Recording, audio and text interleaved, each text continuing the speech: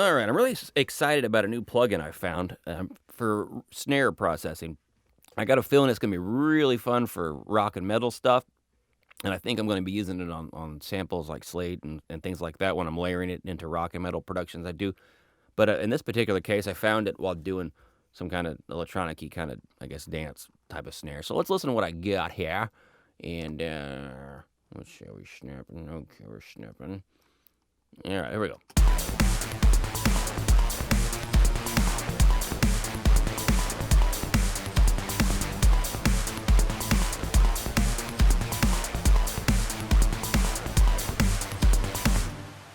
Drug music. Anyway, and I really like that snare. I think I really got some, like chunk, and it really sounds like you're hitting something.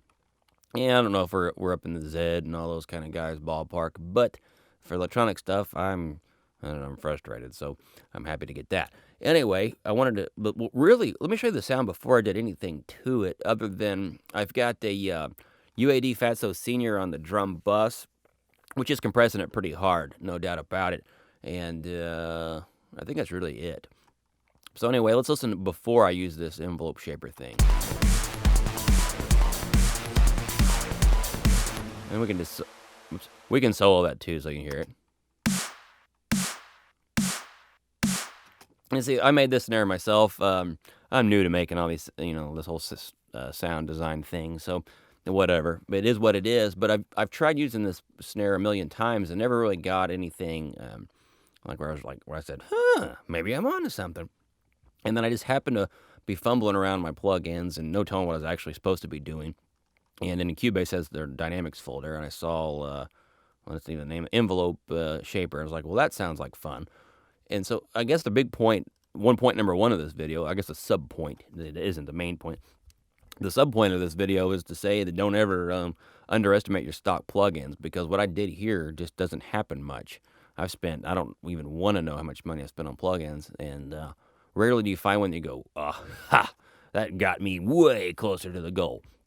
And like to kind of show you what I'm talking about, like I think if we were talking about this on a forum, somebody like, how do you get that attack and chunk? No doubt about it, the transient designer would pop up, and this is the standard. I think these guys invented the concept. Maybe not so much of compression or manipulating envelopes. That's been around for longer than I have, but they look at it from a different angle. And let me play with this a little bit to kind of show you what it does, because it can be very useful. But here we go. And we'll put the snare back in there. Whole thing in context here.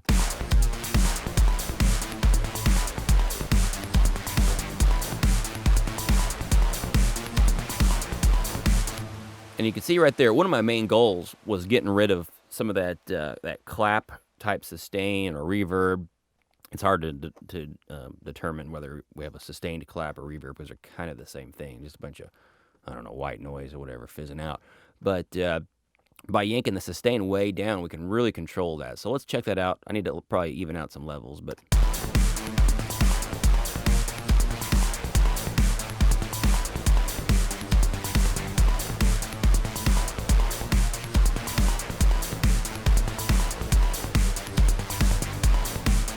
And that's getting us a lot closer to what we had going on. And it's really cool to be able to manipulate sustain like that, to not just so you can say, yeah, I manipulated the sustain, guys, but to actually come up with something that's a new sound, or that actually emotionally stimulating.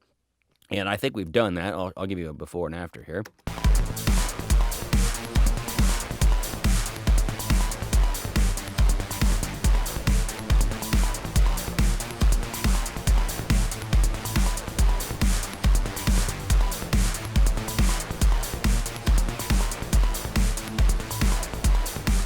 Okay, so you can kind of hear that I can really kill that sustain, and whether you like that or not, it's another story. I happen to generally really like it, but there's times when it's just not my thing. I don't know.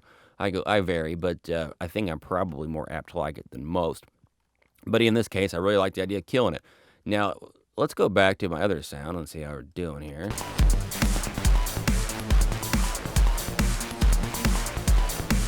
Okay, and so I added a bunch of attack, and that really added some of that initial thing.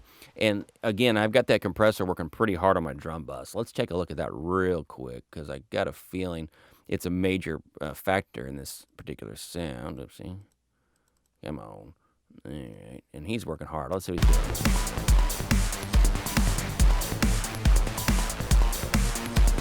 Okay, so the attack is really fast on this, which means that we can intentionally overload this dude and have a little bit of fun. And this is, things that a concept I don't know if we've covered much, and it might be requiring its own video.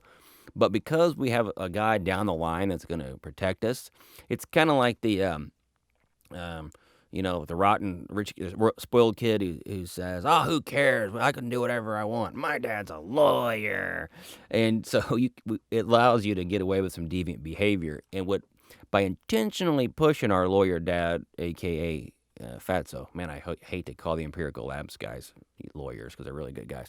Anyway, by really pushing that, we can get some unique sounds. And what I mean by that is, take a look at my snare bus or snare fader channel, whatever.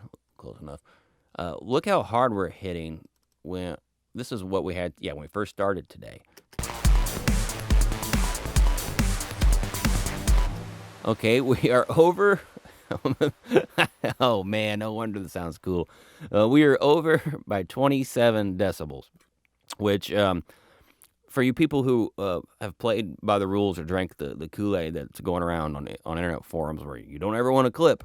Well, digital, you can't clip until you actually render the damn file. So long as over here on the tube us, we're not clipping, there is no clipping. It's called floating point math, and if you check it out, you'll realize it's almost impossible to clip.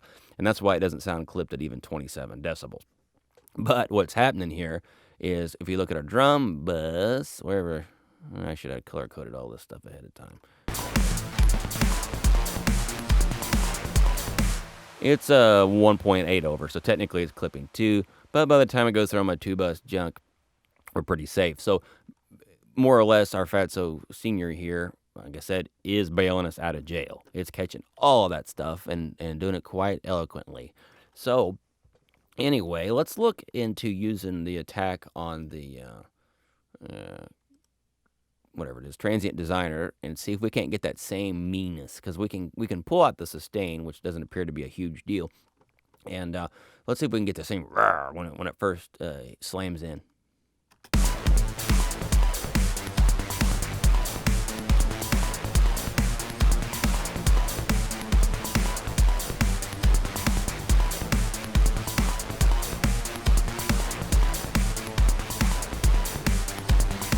Okay, well, I guess we can. All right, so one of the cool tricks I guess I wanted to show you here is that this was with no typical compressors. Technically, a compressor is an envelope shaper, and this is where it gets kind of tricky because you get into the physics and design, and if you were to run on an oscilloscope, read it with an oscilloscope what the compressor was doing, blah, blah, blah, blah, blah. It gets real tricky. Oh, smack the mic. It gets real tricky on what is an envelope shaper, what is a compressor, what is a transient designer, because in essence, these are all doing the same things. The difference, I guess, mostly is how us engineers interact with them, and the way the knobs are set up ultimately. And anyway, it appears that the transient designer, this envelope shaper in Cubase, which is very, very, very good. In fact, I think I still like it. Let's compare them. I think even for this sound, I like the Cubase one better.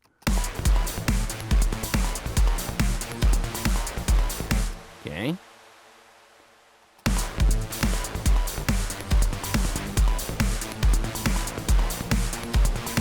The one thing I did notice, and I already saved my preset so I don't lose this, is, the transient designer is kind of along the lines of the Waves 1 knob, only they give you a 2 and a volume knob.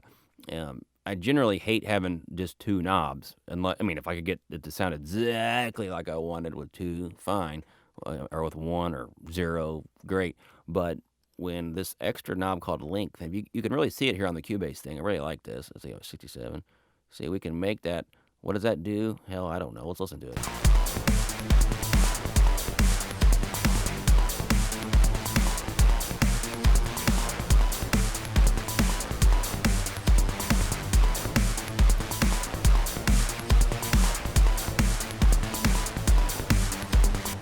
Pretty cool. By making the attack longer, it really basically makes the compressor pump, and so it makes it catch the sustain longer. Pretty wicked stuff. This is maybe we're kind of covered in some advanced things when we start having all these processes going at once. The long story short is we're sending more stuff, like a greater peak, just as this graphic illustrates, so that the fatso, when it grabs on, it's just going to hang on longer, creating the kind of that less ambient type of sound. Pretty cool stuff. All right. Well, I didn't really want this to be a formal video, and I really didn't know what I was talking about. But it appears that this particular sound that I'm after, since I've done it now in SPL's Transient Designer, is just zero sustain, and it's an enormous attack. And running it through a brick wall limiter style gadget, it could be a actual brick wall limiter. It could be like I said, this Fatso thing. I bet a tape emulator would do it well too. Anything fast enough not to let that ridiculous peak through. And I've done this in a totally different, well, actually totally different way. I did this by overloading the two bus before for that metal snare that has that just wicked attack to it. And I'll be covering that in another video because the metalheads will want to hear an actual metal, real snare drum when I do it, as opposed to this electronic music junk. But I want to hear it in Superior Drummer Slate. No problem. We'll get you. But all right. Well, I know there was something of value in this video, but I kind of just feel like I'm bouncing all over the place. Too bad. All right, guys. Thanks. Bye.